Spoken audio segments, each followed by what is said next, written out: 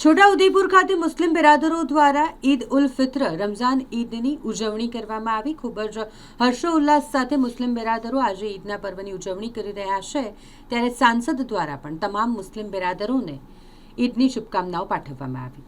છોટાઉદેપુર નગરમાં ઈદની ખુશીનો માહોલ જોવા મળ્યો છે। મુસ્લિમ બિરાદરો ઈદની ખાસ નમાઝ અદા કરવા માટે ઈદગાહ ખાતે તેમજ વિવિધ મહોલ્લાની મસ્જિદોમાં જતા જોવા મળ્યા। છોટાઉદેપુર નગરના મુસ્લિમ બિરાદરોને ઈદગાહ ખાતે ઈદની વિશેષ નમાઝ જામા મસ્જિદના પેશ ઇમામ સાહેબે અદા કરાવી। નમાઝ બાદ ઇમામ સાહેબે દેશમાં શાંતિ ભાઈચારો જળવાઈ રહે તે માટે ખાસ દુઆ કરી। ઈદની શુભેચ્છા પાઠવવા માટે સાંસદ જસુભાઈ રાઠવા સહિત હિન્દુ સમાજના અગ્રણીઓ ઈદગાહ ખાતે ઉપસ્થિત રહ્યા હતા અને મુસ્લિમ બિરાદરોને પવિત્ર રમજાન ઈદની શુભકામનાઓ પાઠવી હતી। મુસ્લિમોનો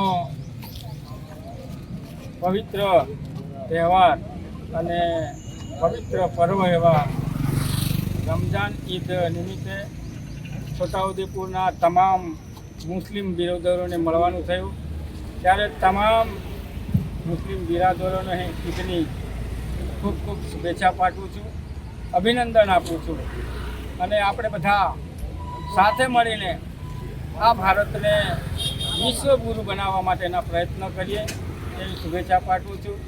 અને મુસ્લિમોનો હર હંમેશા સાથ રહ્યો છે અને સાથ રહેશે એ સાથે અમે આજે છોટાઉદેપુર ખાતે ભાઈચારાથી ઈદનું મિલન કર્યું। ધન્યવાદ।